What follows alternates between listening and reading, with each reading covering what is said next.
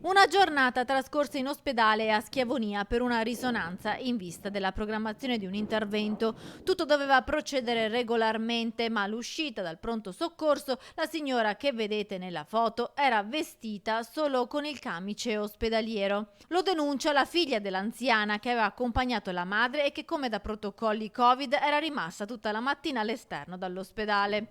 La risonanza è andata bene, la conferma arriva anche dal cardiologo che segue la signora, ma ecco cosa accade. Anche mia mamma dà un colpo di tosse, questo è quello che mi viene riferito da mia sorella, e viene portata immediatamente al triage, però non ci dicono per quale motivo, né se per accertamenti, per il tampone, non ci dicono niente. Viene portata al triage del pronto soccorso, mia sorella rimane fuori perché sapete benissimo che dentro non si può stare, con il telefono in mano perché loro dicono appena abbiamo novità o qualche comunicazione da darvi facciamo un colpo di telefono.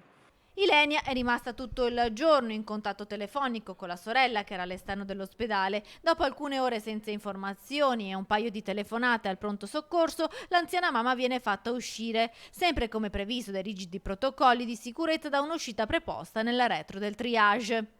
Va lì vicino con la macchina, al che vede mia mamma uscire con la carrozzina nuda, con questo camice, praticamente per me nuda perché aveva questo camice addosso, che è quello che ti mettono normalmente prima di un intervento, e l'hanno mandata fuori così.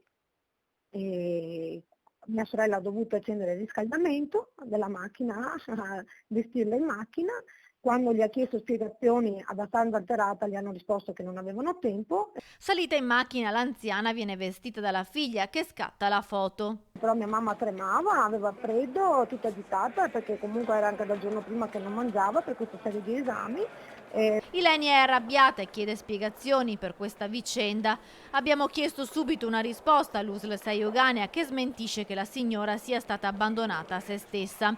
Addosso aveva un kit di cortesia fornito dall'ospedale composto da pigiama idrorepellente che trattiene il caldo, spiega in una nota Roberta Volpin, direttore del pronto soccorso di Schiavonia, difendendo il personale infermieristico. Siamo disponibili ad un confronto con la signora e i suoi parenti, ferma restando la mia condanna a ingiustificati e infamanti attacchi anche a mezzo social. La mia porta è sempre aperta per qualsiasi chiarimento, conclude la dottoressa Volpin.